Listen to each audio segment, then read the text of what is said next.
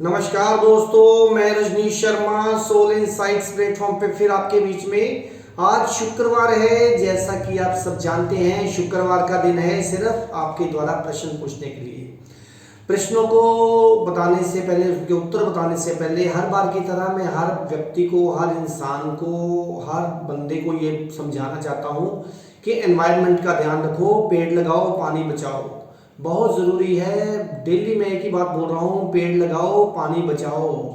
और उसके बाद हम चलेंगे सॉइल बचाओ, धरती को बचाओ। नहीं तो धरती का गुरुत्वाकर्षण कम होता जा रहा है डे बाय डे। और बादल क्यों नहीं बरस रहे? उसका कारण आपके शहरों में, आपके देश में, आपकी स्टेट में पेड़ों का ना होना है। क्योंकि पेड़ ही इनवाइट करते हैं क्लाउड्स को। वो इनवाइट ही नहीं कर रहे क्योंकि है ही नहीं, और वही पकड़ बना के रखते हैं ताकि कोई भी अर्थक्वेक ना आए। तो इसलिए मित्रों, पेड़ लगाओ, पानी बचाओ, इस नारे को डेली अपने घर में गुनगुनाओ। तो चलिए शुरुआत करते हैं पहले प्रश्न से। एक मित्र ने पूछा है कि सतगुरु में और एक मनोवैज्ञानिक में क्या फर्क है? सतगुरु क्या करता है और मनोवैज्ञानिक क्या करता है? देखिए, सवाल तो बहुत ही बढ़िया है। जो सतगुरु है वो हमेशा आपके साथ अपने अनुभव को शेयर करेगा। वैसे उसको कुछ करने की ज़रूरत नहीं है, कुछ भी करने की जरूरत नहीं। उसके पास बैठ के ही आप अपने आप सही हो जाएंगे, अपने मन से पार चले जाएंगे। तो किसी ने पूछा साइकोलॉजिस्ट या मनोवैज्ञानिक और सतगुरु में क्या फ़र्क है? जो मनोवैज्ञानिक है उसके पास है पढ़ाई, उसने पढ़ाई की हुई है। तो इसलिए सतगुरु जो है बिना पढ़ाई के, और मनोवैज्ञानिक पढ़ाई के साथ। वो जो पढ़ा है वो वही बातें ही अपनाएगा, और सतगुरु वो बातें अपनाएगा जो कि उसके अनुभव में है, जहाँ उसको जो उतरी हैं। और मेरे अनुभव में एक बात बहुत बड़ी आई है कि जो भी इंसान अपने सतगुरु के पास बैठता है तो उसको किसी भी जगह जाने की जरूरत नहीं है, क्योंकि वो तो पहले ही मन से पार हो जाता है। क्योंकि अगर सतगुरु मन से पार है तो वो अपने आप ही मन से पार पहुंच जाएगा। तो मैं तो कहता हूँ हर इंसान का सबसे बड़ा जो डॉक्टर है, जो मनोवैज्ञानिक है, वो उसका सतगुरु है। तो इसलिए हमेशा सतगुरु की शरण में रहिए, अपने आप को झुका कर रखिए, तो अपने आप ही आपके अंदर चीज़ें उतरनी शुरू हो जाएंगी। अब एक और मित्र ने पूछा है कि शनि ग्रह से लोग बहुत डरते हैं, क्या शनि सच में ही इतना तंग करते हैं? देखिए, जो डर है ना, ये डर ही सारे पंगे की जड़ है। जब तक आप डर रहे हैं, शनि क्या, कोई भी चीज़ आपको तंग कर सकती है। सबसे ज़रूरी याद रखिए कि समुंदर मंथन, शनि, राहु, केतु, ये तीन ग्रह, इनको जिनको हम पापी मानते हैं, और सूर्य मंगल को क्रूर मानते हैं, और बाकियों को हम शुभ मानते हैं, और बुध को मानते हैं बेपैंदे का लोटा। यानी कि गंगा गए तो गंगाराम, यमुना गए तो यमुना दास। देखिए, जब तक आपके अंदर डर है, इन ग्रहों में से कोई भी ग्रह आपको तंग कर सकता है। लोग कहते हैं शनि, राहु, केतु बड़े ही गंदे ग्रह हैं, बड़ा बैड इफेक्ट डालते हैं, लोगों को सजा देते हैं। ऐसा बिल्कुल नहीं है। ऐसे ऐसे व्यक्तियों के पास जाते क्यों हो जो आपको इतना डराते हैं? याद रखिए, जब भी आपके अंदर डर पैदा होता है, आपके अंदर एक इनविजिबल एंटीना क्रिएट हो जाता है। मान लीजिए मैंने आपको कहा, अरे आपका तो पैसा फंसने का योग है, तो आपके अंदर एक डर पैदा हो जाएगा। डर से क्या होगा, एक इनविजिबल एंटीना बॉडी के अंदर क्रिएट हो जाता है, जो उन ग्रहों की, मैलेफिक ग्रहों की जो एनर्जी है उसको अपनी तरफ खींचता है। उसी से ही सारा काम खराब होता है। सबसे पहले मित्र याद रखिए, समुद्र मंथन हुआ था तो अकेले देवताओं ने नहीं उसको रिड़का था। उसको रिड़कने के लिए राक्षस और देवता दोनों लगे थे। तो इसलिए हमारी जिंदगी में पापी ग्रहों का भी उतना ही महत्व है जितना शुभ ग्रहों का। बिल्कुल मत डरिए, और डर है तो कोई भी ग्रह आपको बैड इफेक्ट डाल सकता है। और याद रखिए, जिनको हम कहते हैं शनि देव, राहु देव, केतु देव, है ना, मंगल देव, सूर्य देव, ये कैसे बैड इफेक्ट डाल सकते हैं? ये तो देवता हैं। देवता कैसे बैड इफेक्ट डाल सकता है? ये तो इंसान है जो दुश्मनी करता है। और जो देवता है उनका लेवल आपसे 1% ऊपर है, एक स्टेप ऊपर है।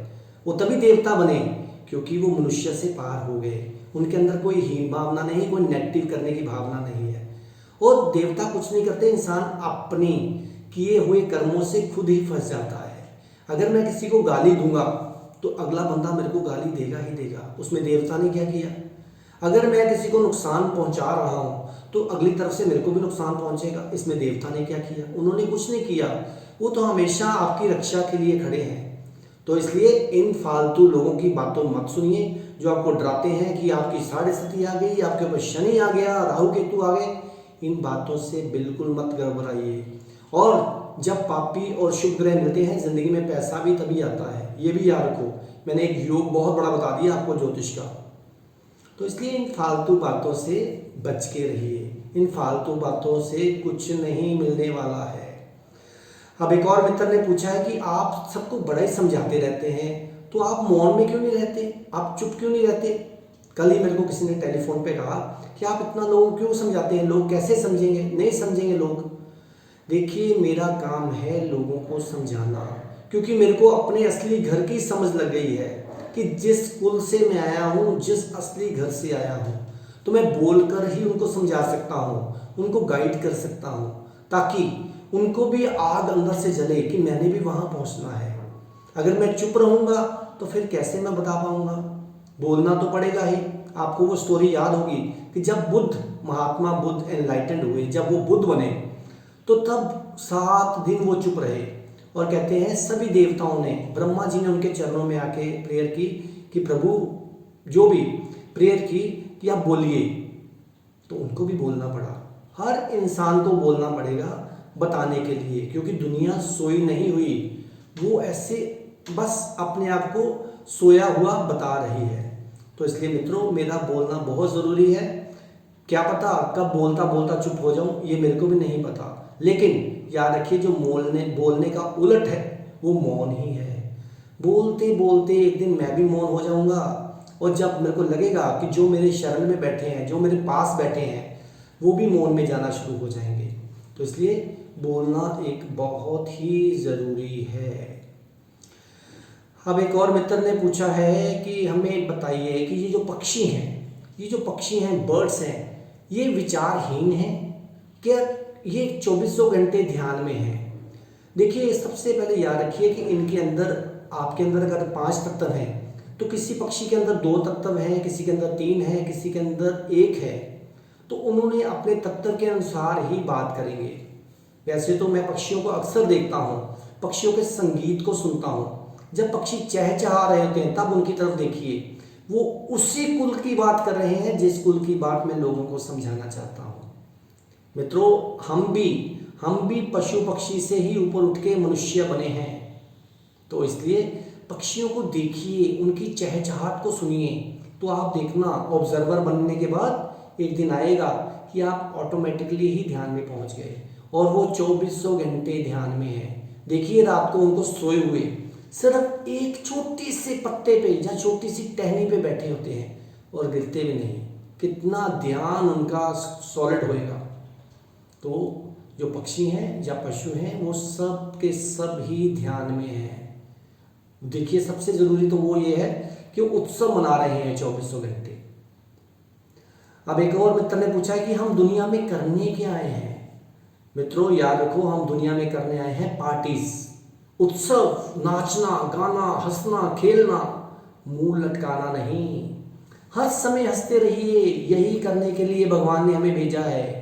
अगर हंसोगे तो परमात्मा के साथ एक हो जाओगे। एक रूपता, बूंद जो है वो समुद्र में समा जाएगी।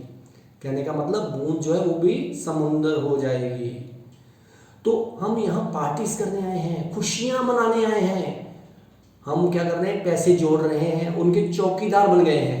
हम मालिक थोड़ी हैं, हम तो चौकीदार बन गए हैं, उन पैसे की रक्षा कर रहे हैं। तो मैं हर एक को एक ही सजेशन देता हूँ, जब भी ध्यान करो, ध्यान करने के बाद नाचो, हंसो, खेलो, क्योंकि यही हंसीबा खेलीबा ध्यान कीजिए, जो गुरु गोरक्षनाथ जी ने कहा था। उन्होंने भी कहा था, हंसीबा खेलीगा, हंसते खेलते ही ध्यान में उतरो। यही हमारे जीवन का लक्ष्य होना चाहिए। अब एक और मित्र ने पूछा है कि मेरा बच्चा मेरे को बड़ा ही तंग करता है, हमें क्या करना चाहिए? हमारे बच्चे बहुत तंग करते हैं और हम ध्यान में हैं तो हमारे बच्चे कहते हैं हम बदल गए हो। ये कैसे हो सकता है? आप अपने बच्चों को भी कहो कि उस ध्यान में उतरो जिस ध्यान में जाने के बाद सब बदल जाते हैं। बदलने का मतलब ये नहीं कि आपका प्रेम कम हो गया, बदलने का मतलब ये है कि आपको ना सुख सताता है ना दुख सताता है। कोई बदलता नहीं, वो बैलेंस्ड हो जाते हैं। जो इंसान बैलेंस्ड हो जाता है, ना उसको दुख सताता है, ना किसी का कष्ट सताता है, ना किसी की टेंशन सताती है।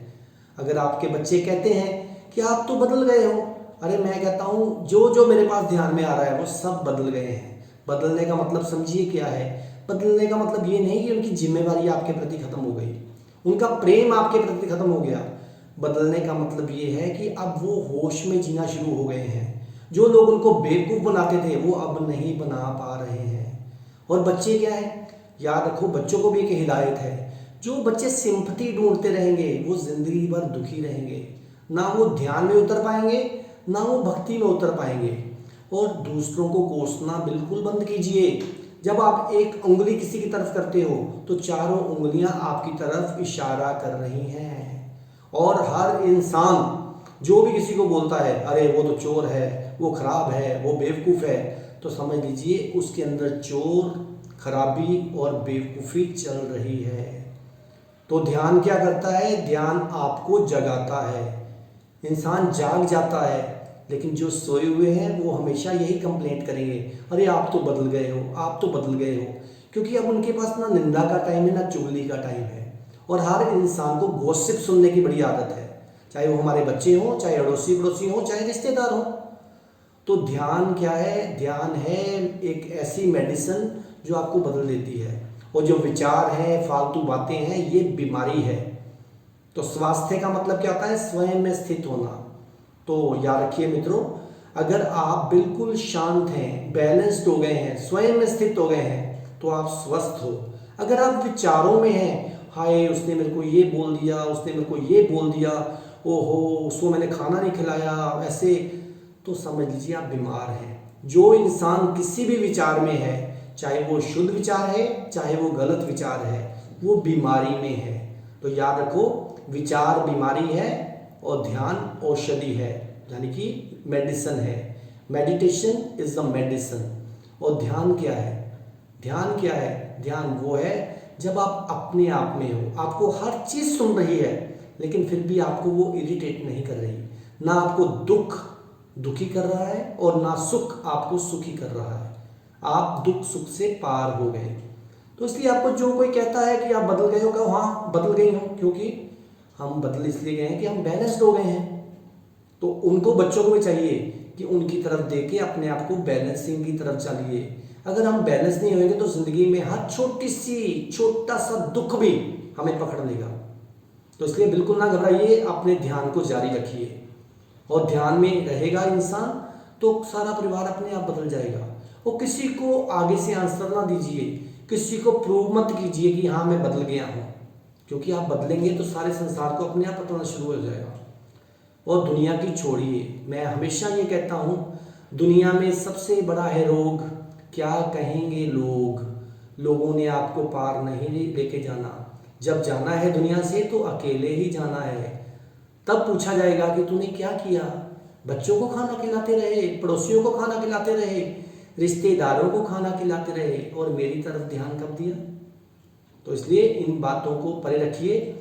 मैं ये आशा करता हूँ कि ये मेरे कई मित्र भी सुनेंगे, कई बच्चे भी सुनेंगे। उन बच्चों को भी यही सुनना चाहिए कि ध्यान में जाएं। ध्यान का मतलब ये नहीं कि चौकड़ी मार के बैठ गए, नहीं, हर काम को ध्यानपूर्वक कीजिए। और किसी के प्रति निंदा, वैर, विरोध बिल्कुल ना रखिए। जो वैर है, जो कोई भी विषय है किसी के प्रति, विषय विष को बोला गया है, जहर को। हम जब किसी के भी खिलाफ बोलते हैं तो अपने अंदर जहर एक पैदा होता है जो हमें दिखता नहीं, वो बाद में कितनी नेगेटिविटीज पैदा करता है आपको पता नहीं। फिर इंसान कहता है हाय मेरे को ये हो गया, मेरे को ये हो गया, मेरा दिमाग नहीं काम कर रहा, मेरा सिर घूम रहा है। क्यों घूमेगा? क्योंकि वो जहर पैदा कर लिया। तो जहर ना पैदा करो। ध्यान में जाने से आप अमृत में चले जाओगे, जो कभी मरता नहीं, अमृत जो कभी भी मरता नहीं है। तो अब मैं सबको यही एक आशा के साथ अगली एपिसोड में आपके द्वारा पूछे गए और भी क्वेश्चंस बताऊंगा, क्योंकि बहुत से बच्चों ने मेरे से क्वेश्चंस पूछे हैं। उनके अगली बार मैं बच्चों को लेके बहुत कुछ बोलने वाला हूं। तो आप मेरे चैनल को इसी तरह सब्सक्राइब करते रहिए, soul insights_RV रजनीश। तब तक आप खुश रहिए, आबाद रहिए, जिंदाबाद रहिए। नमस्कार।